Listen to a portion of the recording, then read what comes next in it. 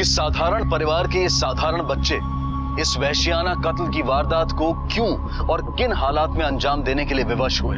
क्या ये बच्चे वाकई में आपराधिक मानसिकता के बच्चे थे या फिर किसी मजबूरी में इन्होंने एक कदम उठाया था, या फिर इन्हें सजा देना पुलिस और कानून की एक गलती थी। हम इन्हीं सवालों की पड़ताल करेंगे आज के इस एपिसोड में कि जो दिख रहा है वही सच है या फिर वो सिर्फ सच का एक सिरा है। जिन हथियारों से तुमने वो मर्डर किए थे वो हमने बरामद कर लिया। अब बचने का, अपनी सजा कम करवाने का सिर्फ एक रास्ता है, अपना जुर्म कबूल कर लो। बोलो, क्यों मारा तुमने प्रबल की फैमिली को? क्या फायदा था तुम्हारा इसमें? अपने परिवार वालों को मारने के लिए प्रबल ने क्या डील की थी तुमसे? देखो, कम से कम 10 साल के लिए अंदर जाओगे और जो सरकारी गवाह बनेगा उसकी सजा माफ। लेकिन सरकारी गवाह कोई एक ही बन सकता है। अब अगर ये चांस निकल गया तो सर मैंने किसी को नहीं मारा सर। मैं इस केस में भी इन्वॉल्व नहीं हूँ सर। मैं तो प्रबल के घर से मैं अपने घर चला गया था सर। मेरा इस केस से कुछ लेना देना नहीं है। तुम्हारी ये जो गुंडागर्दी है ना, 2 मिनट में तुम्हारे जेब में डाल दूंगा। 3 मर्डर किए, मामूली बात नहीं है। चुपचाप यहीं खड़ा रहो, समझे? कदम सब प्रबल को उठा लो।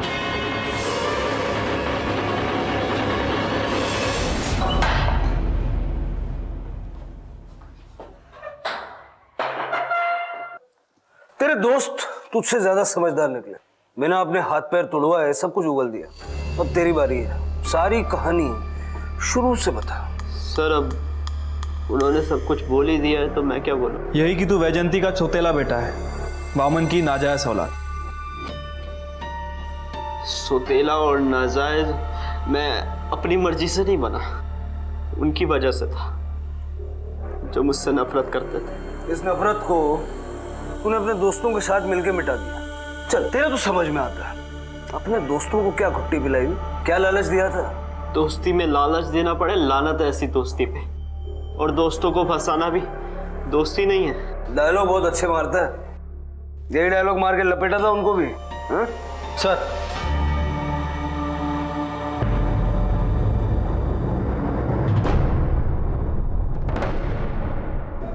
May I come in, sir?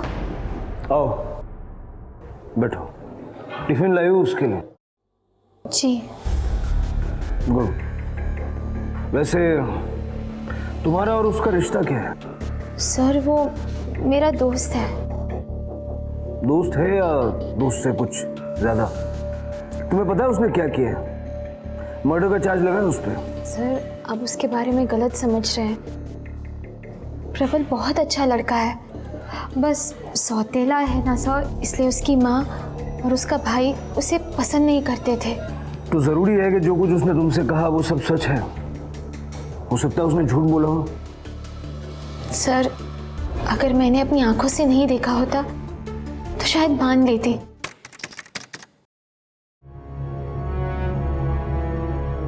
प्रबल तो स्कूल क्यों नहीं आया, यहाँ क्यों बैठा है? अरे प्रबल क्या हुआ? तो किसी प्रॉब्लम में है? क्या हुआ प्रबल, बोल ना। हाँ क्या हुआ? सर जब प्रबल ने मुझे बताया कि वो कैसे जला, मेरी तो रूह कांप गई। बाबा देखो ना, आई ने फिर से मेरे को पुराने संदीप बाबू के कपड़े दे दिए। संदीप बाबू को हाथ बांध नए कपड़े। मुझे हर बार पुराने के। क्योंकि तेरी शक्ल ही मनहूस है। अपने बड़े भाई के कपड़े पहनने में शर्म आती है तुझे? क्या खराब है इन कपड़ों में? मैं जैसे तो है। भगवान मुझे ही पुराने क्यों? नए कपड़े चाहिए तुझे? ये ले। उसका घाव देखकर तो मेरी आंखों में आंसू आ गए। अगर आप भी उसका घाव देखते ना सर, तो आप उसके बारे में कभी ऐसा नहीं सोचते।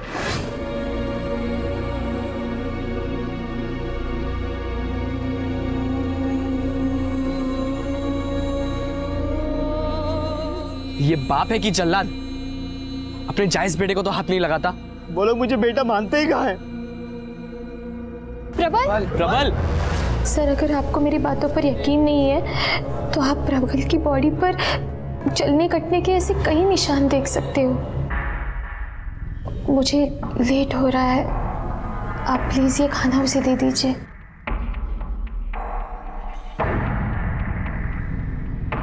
कदम, सर।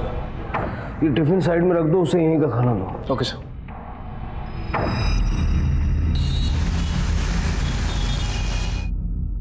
सर, प्रबल की मेडिकल रिपोर्ट। सर, रिपोर्ट के हिसाब से उसकी बॉडी पर लगभग 32 घाव हैं। सर, इनमें से कुछ घाव पानी से जलने की वजह से, कुछ सिगरेट से और कुछ आयरन से। और सर, एक घाव लगभग 5 साल से 1 महीने तक पुराने हैं। मतलब आरती सच बोल रही थी? पक्का नहीं है सर, डॉक्टर पूरी तरह से श्योर नहीं है कि प्रबल ने ये घाव खुद से अपने आप को पहुंचा है या फिर किसी दूसरे ने उसे दिए। अगर सर प्रबल ने खुद से अपने आप को ये घाव किए हैं तो सर ऐसा करने के लिए क्रिमिनल माइंड का होना बहुत ज़रूरी है। काफ़ी मुश्किल काम है सर ये। सर, वेपन की फॉरेंसिक रिपोर्ट। फॉरेंसिक रिपोर्ट के हिसाब से हथियारों पे कहीं कोई ब्लड ट्रेसेस नहीं मिले, लेकिन इतना तय है कि वामन की फैमिली की हत्या ऐसे ही हथियारों से की गई है। हथियारों के साथ जो हमें ग्लव्स मिले थे, उन पर जो ब्लड सैंपल्स मिले वो वामन और सुदीप के ब्लड सैंपल से मैच कर रहे हैं। सर, मुझे लगता है कि इन सब का मास्टरमाइंड प्रबल ही है। सर, वो अपने दोस्तों को बचाने की कोशिश भी कर रहा है। बड़े भाई के पुराने कपड़े बना करे आयन से जला दिया, फिर जो शुरू हुआ, कभी सिगरेट लगा दी, कभी रेजर से मार दिया, खोलता वो पानी फेंक दिया। आम बात हो गई थी ये सब। तेरे बॉडी पे कहीं भी कोई भी ऐसे मार्क नहीं है जो तू खुद नहीं बना सकता, जहाँ तेरा हाथ नहीं पहुँचता। सुतेला होना शक जायज है। अपनी औलाद होती तो शक की जगह हमदर्दी जता रहे होते आप। मेरे बाप ने मुझे मेरी माँ से अलग कर दिया, कभी मिलने नहीं दिया, तो ये भी नहीं पता कि वो जिंदा है या मर गई। तो तूने सोचा कि तेरी अपनी माँ तो है नहीं और ये लोग तेरे अपने नहीं है, तो इनकी प्रॉपर्टी क्यों ना तेरी अपनी हो जाए? प्रॉपर्टी के लिए मारना होता तो कब का मार देता। फिर किस लिए मारा? शिंदे सर, इसे भी इसके दोस्तों के पास ले जाओ। अब ये सब साथ में मिलकर बताएंगे कि ये मर्डर इन्होंने क्यों किया। कदम सर, इसके परिवार में कोई है सगा सौतेला, कोई बच्चा है? हाँ सर, वैजंती की माँ है।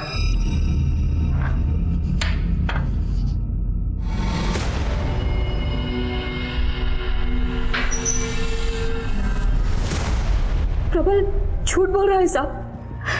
वैजंती, सुदीप और वामन ने कभी भेदभाव नहीं किया उसके साथ। जिस स्कूल में सुदीप जाता था उसी स्कूल में प्रबल भी गया। दोनों के लिए एक जैसे एफडी अकाउंट खोले थे। यहाँ तक कि सुदीप के जन्मदिन पर प्रबल के लिए नए कपड़े आते थे। कभी उसे डांटा नहीं, हाथ तक नहीं लगाया उसे।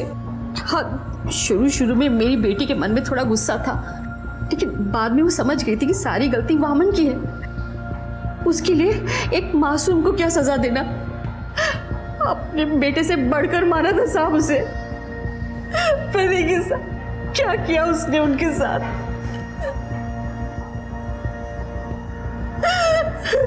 सब कुछ खत्म हो गया साहब। हम पूरी कोशिश करेंगे कि मुजरिम को कड़ी से कड़ी सजा हो। थैंक गॉड यार, तू आ गया। अब हम सब साथ में हैं।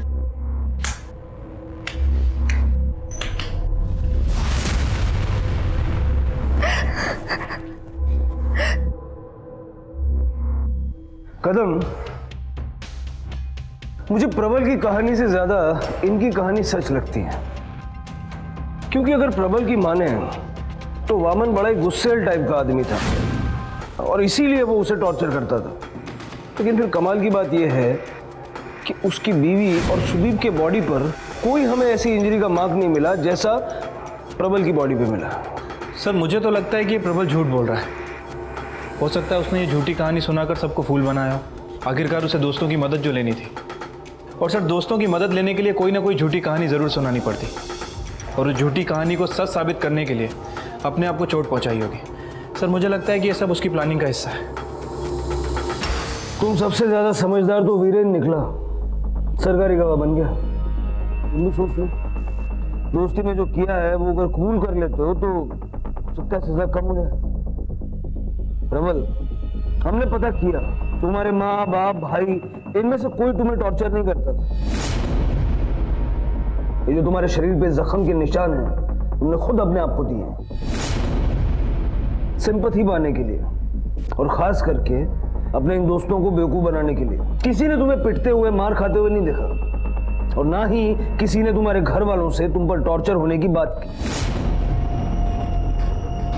सर ये आप क्या बोल रहे हैं? अरे प्रबल, तू सच बता ना सर को। चुप क्यों है, बता ना। आपको भरोसा नहीं है सर, पर हमने वो जख्म देखे भी हैं और महसूस भी किए हैं। आज से नहीं, तब से जब ये 13 साल का था। ये तो सब झेल रहा था, बल्कि तंग आकर एक दिन अपनी जान देने की भी कोशिश की थी। प्रबल सर,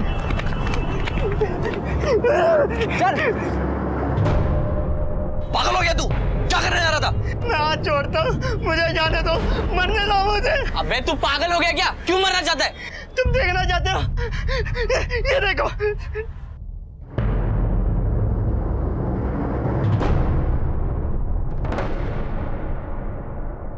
क्या हुआ?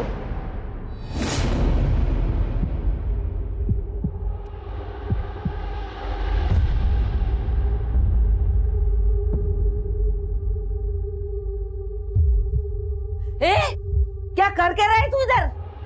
आई वो दिख तो रहा है, चोरी कर रहा है ये। मैं अपनी आई की फोटो ढूंढ रहा था। अपनी माँ की फोटो ढूंढ रहा था? हैं? चोर कहीं का, चोरी कर रहा है ना? मैं चोरी नहीं कर रहा था। ऐसे नहीं बताएगा तू। ये सबक जिंदगी में कभी भूलेगा नहीं तू। आज बचा लो।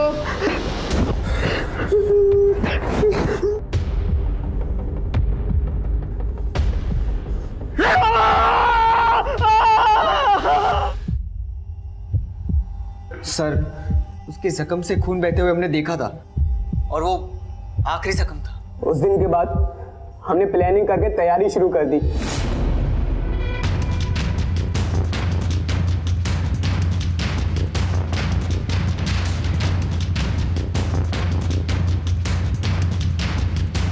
ग्लव्स मिले?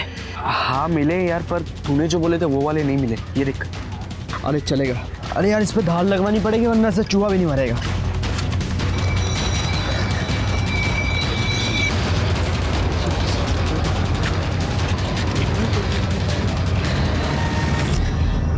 चलो।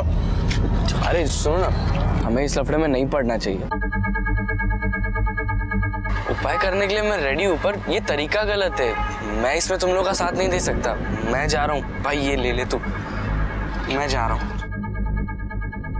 देखा, कमीना गिरगिट की तरह रंग बदल लिया। कहीं से जाके बग दिया तो? यार वीरेन ठीक कह रहा है, वो मेरा प्रॉब्लम है। तुम्हें इस लफड़े में नहीं पड़ना चाहिए, और जितना बुरा मेरे साथ हुआ है ना, उससे बुरा क्या होने वाला है। देखिए, अब तो बहुत सह लिया। हम दोस्तों के होते हुए तू रोज मार नहीं खाएगा।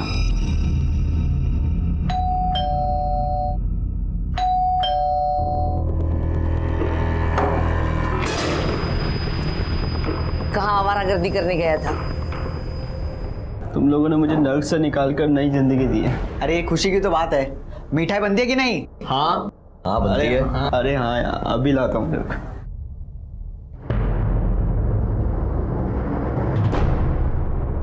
हेलो।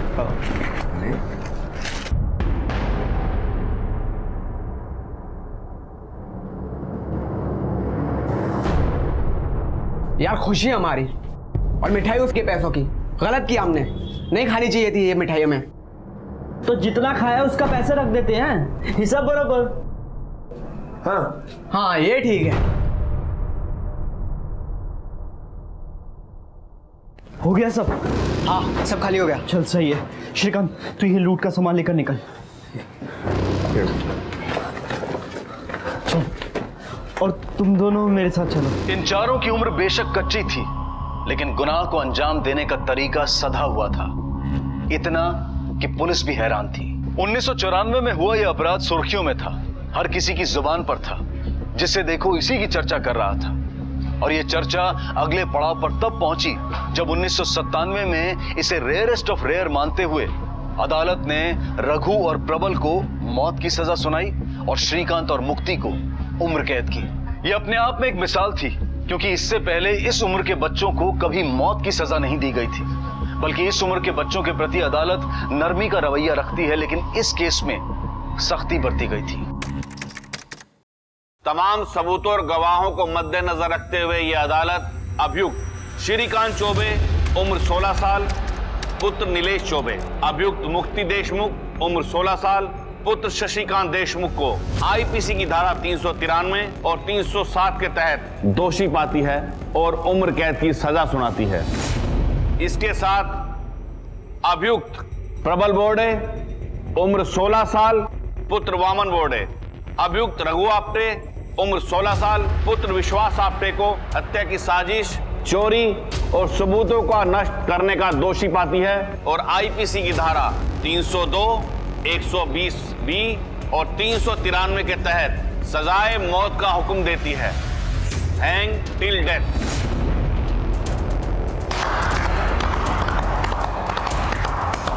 थैंक यू जज साहब, हमें पता था यही होगा। अंधा कानून मुर्दाबाद, अपनी दोस्ती जिंदाबाद। अंधा कानून मुर्दाबाद, अपनी दोस्ती जिंदाबाद। पुलिस इन्वेस्टिगेशन में प्रबल की घरेलू हिंसा वाली बात झूठी पाई गई।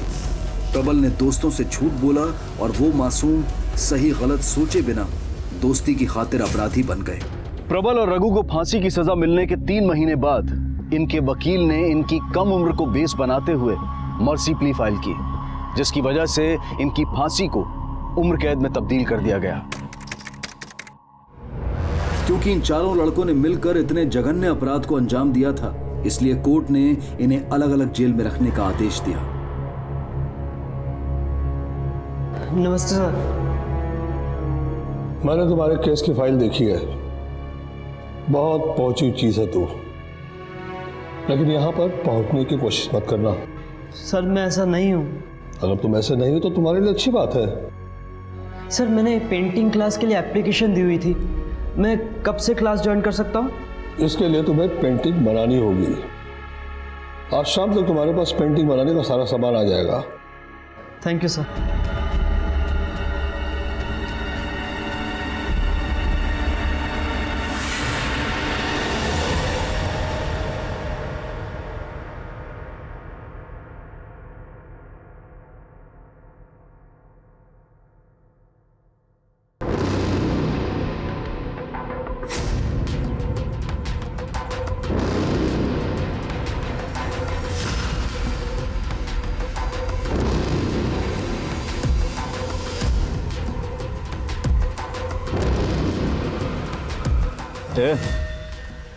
नया है क्या तू? चाल डालते एकदम कौला लग रहा है। यार सारे कैदियों में से जेल का डॉन कौन है? वो दिखा, वही है। सारा इलीगल काम उसी के अंदर चलता है।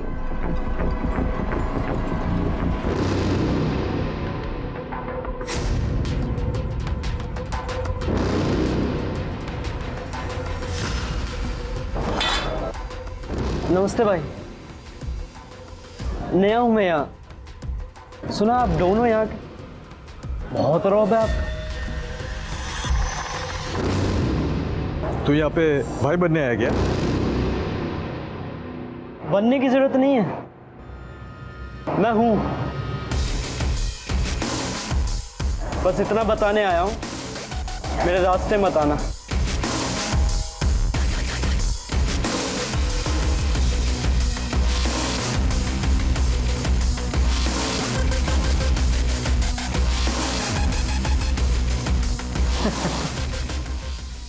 बड़े दिनों बाद में कोई कौला आया है, मजा आएगा।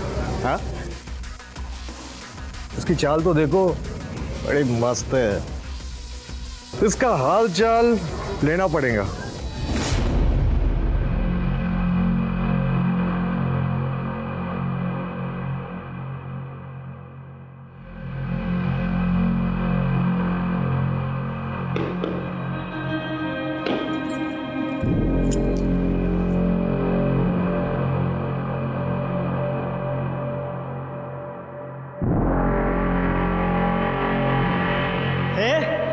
हेगड़ी किसको दिखा रहा है? चल जाके सो जा।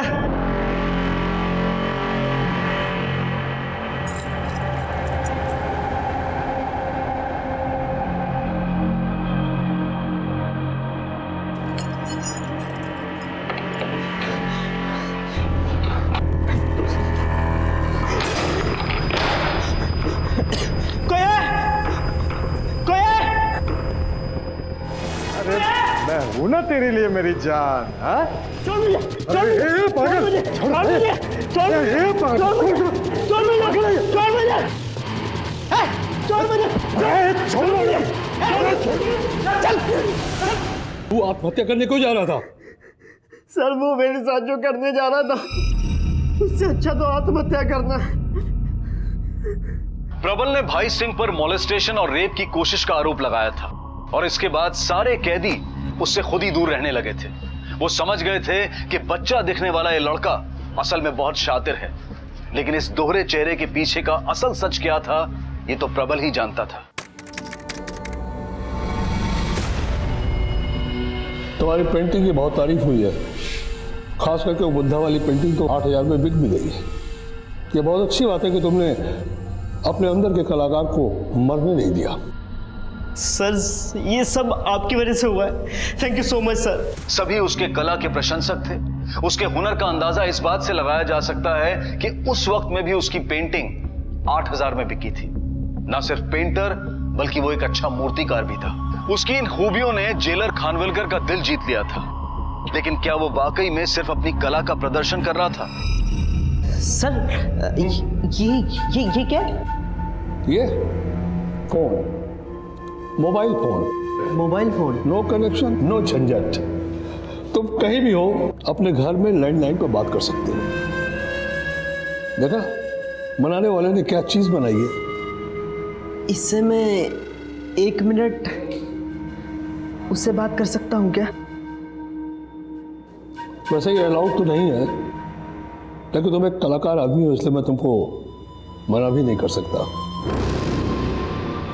बोलो नंबर बोलो। Thank you sir.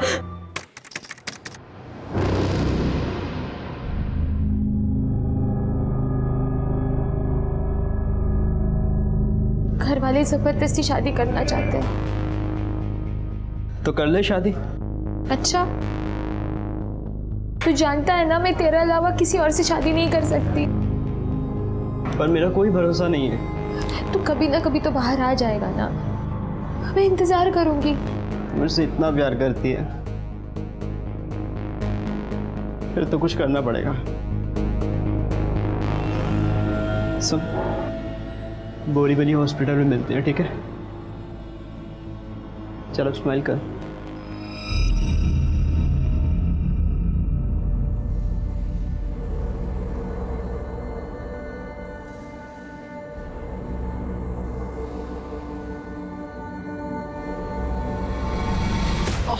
क्या हुआ है?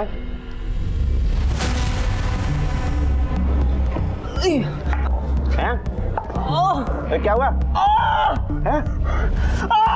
क्या हुआ तेरे को? अरे क्या हुआ? अरे क्या हुआ? हॉस्पिटल ले चलो।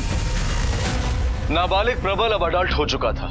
कम से कम अपने बर्ताव में उसने इतनी भलाई और नरमी दिखाई थी कि जेलर और सारा स्टाफ उसके चंगुल में फंस चुका था। इन सब की अनदेखी करते हुए प्रबल द्वारा यह कहानी किसी और ही मोड़ पर जाने वाली थी। प्रबल इतना शातिर हो गया था कि यह कहना मुश्किल था कि वो अब क्या करने वाला है।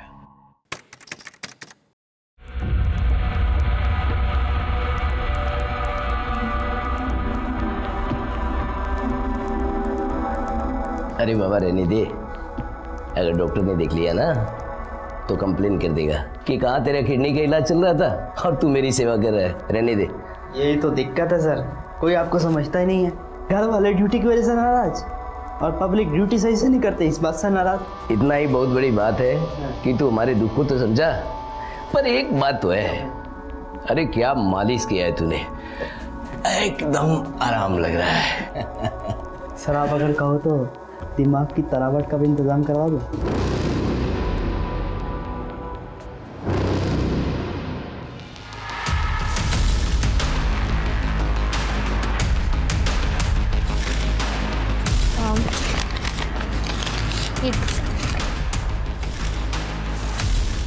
तीन बियर किसके लिए चाहिए? वो बाबा के लिए चाहिए, उन्होंने ही लिख के दिया है।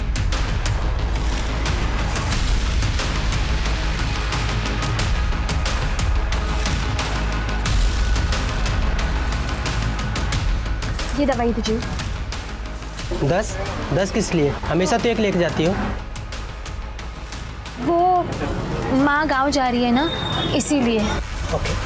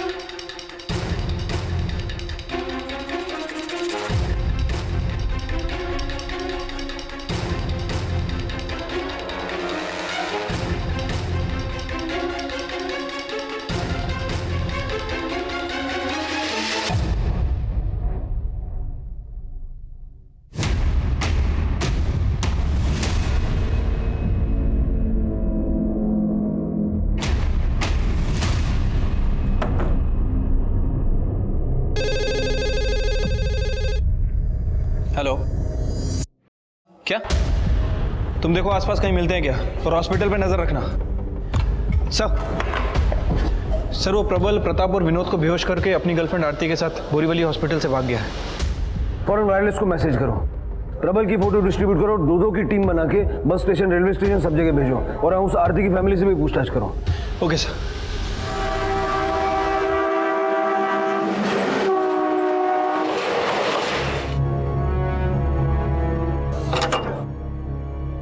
आ गया तू? मैसेज मिला तेरा इंतजार कर रहा था। आजा अंदर आजा। क्या रे, तू तो अकेला आने वाला था ना? यार तू हम लोगों का बचपन का फ्रेंड है, और ऐसा तो है नहीं कि तू आरती को जानता नहीं है। मैं ज्यादा दिन नहीं रहूंगा यहाँ। ठीक है। पता ही नहीं चला सर कब चली गई, सारी शादी की तैयारी हो गई। फिलहाल हमें इतना पता है कि जिसके साथ वो भागी है वो एक शातिर क्रिमिनल है। कदम सर, इनसे आरती की फोटो ले लो, और महाराष्ट्र के सारे पुलिस स्टेशन में आरती और प्रबल दोनों की फोटो सर्कुलेट कर दो। अपने खबरियों को अलर्ट करो, और bus station, railway station, airport सब जगह इनकी फोटो लगवा दो।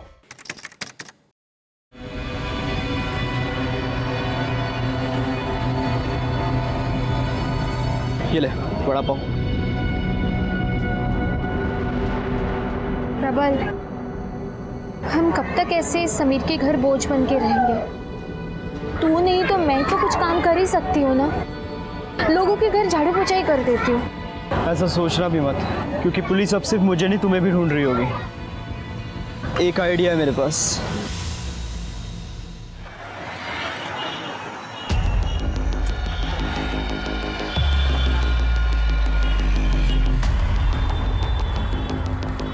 भैया, आपकी गाड़ी का पीछे वाला टायर पंक्चर है। ये पंक्चर है?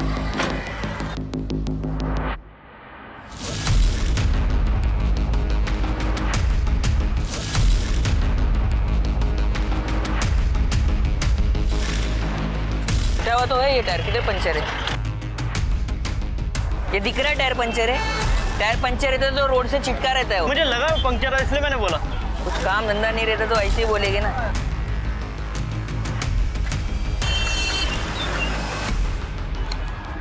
काम हो गया?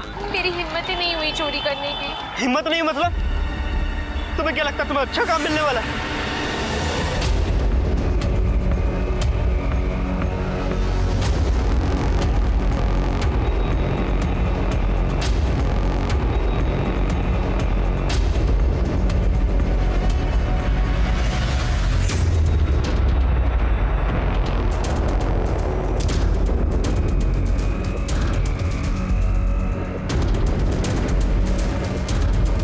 भैया, आपकी गाड़ी का पिछला टायर पंक्चर है।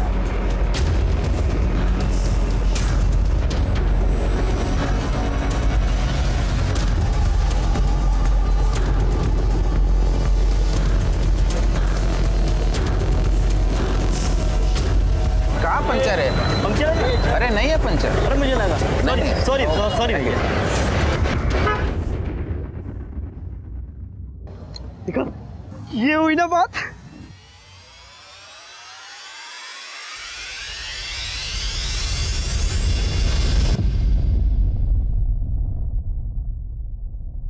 तुम्हें ठीक से याद है यही दोनों थे? हाँ सर, मुझे याद है, यही दोनों थे। कुछ अर्जेंट मेल करता था उन्हें। मैंने कहा आईडी लेकर आओ, तो उन्होंने कहा आईडी गाड़ी में रखा है, ला कर देते हैं। मेल करके गए और आईडी लेकर वापस ही नहीं आए। कदम, साइबर सेल से कांटेक्ट करो, पता करो उसने जिस कंप्यूटर पे मेल किया था उसका आईपी एड्रेस क्या है। Okay sir.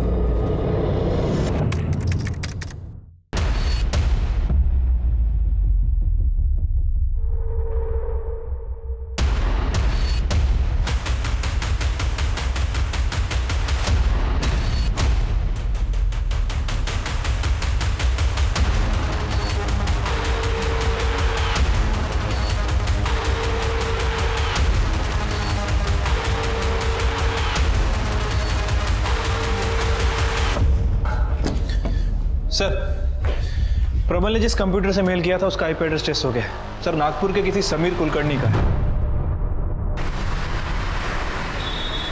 सनौ ने हमारी एक टीम यहां लगा के रखो, आज नहीं। पकड़ से रख।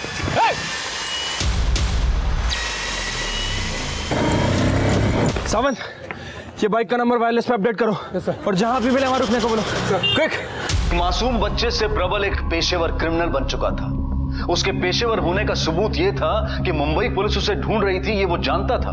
लेकिन बावजूद इसके वो मुंबई में अपनी पत्नी आरती के साथ दादर में रह रहा था। और ना सिर्फ रह रहा था बल्कि एक अलग तरह की ब्लैकमेलिंग को भी अंजाम दे रहा था, जिसमें वो अकेला नहीं था बल्कि जेल में मिले उसके कुछ पुराने साथी भी शामिल थे।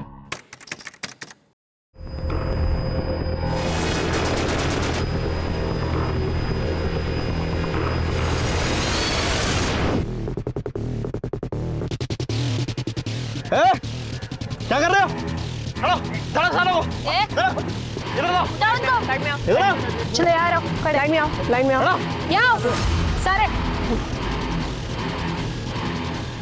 घर वाले सोच रहे होंगे कि बच्चे स्कूल में गए हैं और तुम ये कांड कर रहे हो। हम कुछ भी करें, आपको क्या? आप कौन होते हैं हमको बोलने वाले? ए शाणे, inspector Ajit Kadam. Constable Archana Shinde. Sir sorry sir. सुनो, इन सब की फोटो लो, रजिस्टर पे नाम एड्रेस लो, इनका आईडी लो सबकी। इनके घर वालों को इन्फॉर्म करो। समझाइए मैम। तब तक मैं पुलिस स्टेशन से पुलिस वैन मंगवाता हूँ। Sir please sir. Ma'am please. नाम बताओ अपना। Ma'am please.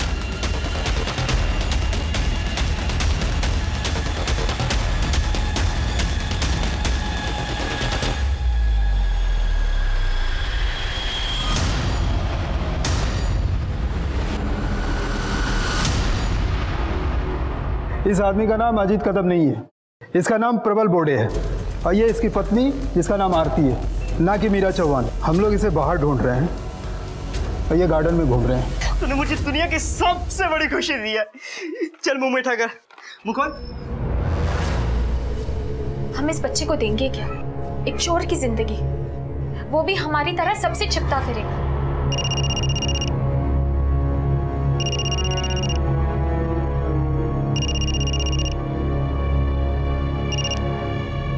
हेलो, तुम लोग फटाफट घर से निकलो। पुलिस ने तुंडा, श्याम और राजू को गिरफ्तार कर लिया है। लगता है कोई खबर लगी है।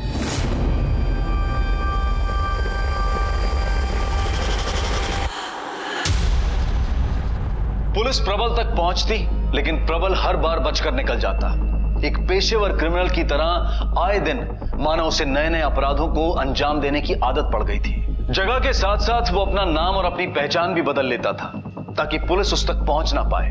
और इसी बीच प्रबल ने एक और बड़ी घटना को अंजाम दिया था।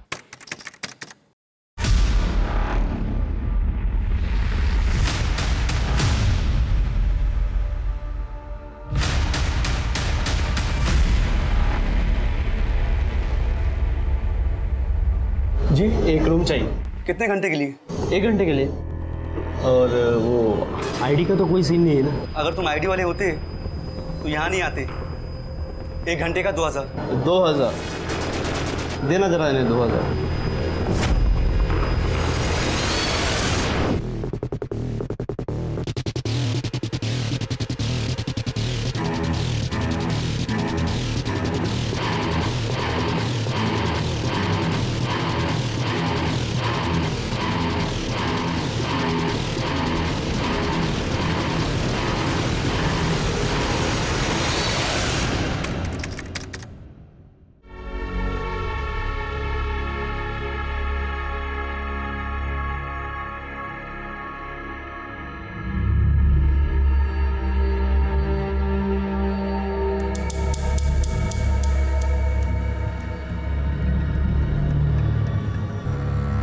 आराम से।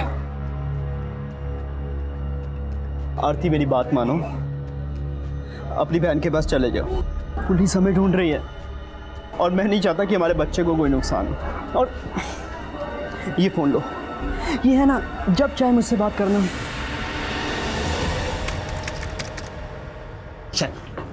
चल। क्या हुआ? क्या किया इसने? सर, मार्केट में चोरी करते हुए पकड़ा गया। अच्छा खासा जवान आदमी, चोरी करते हुए शर्म नहीं आती? क्या नाम है तेरा? अब्दुल शेख। प्रबल बोर्डे अब्दुल शेख बनकर चोरी के इल्जाम में पकड़ा गया। दादर जेल में वो 3 महीने की सजा भी काट रहा था। उसे लगा था कि 3 महीने बाद वो फिर से खुली हवा में सांस ले पाएगा, बड़ी आसानी से पुलिस की आंखों में धूल झोंक पाएगा। लेकिन आने वाले समय में क्या भेद छुपा था, क्या होने वाला था, इसका अनुमान प्रबल को भी नहीं था।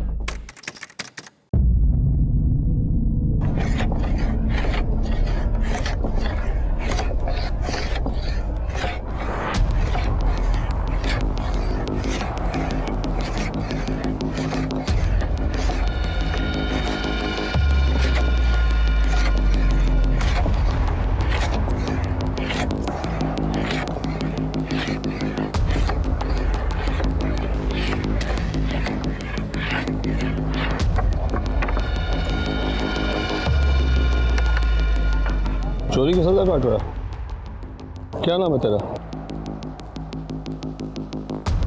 अब्दुल शेख। अब्दुल शेख।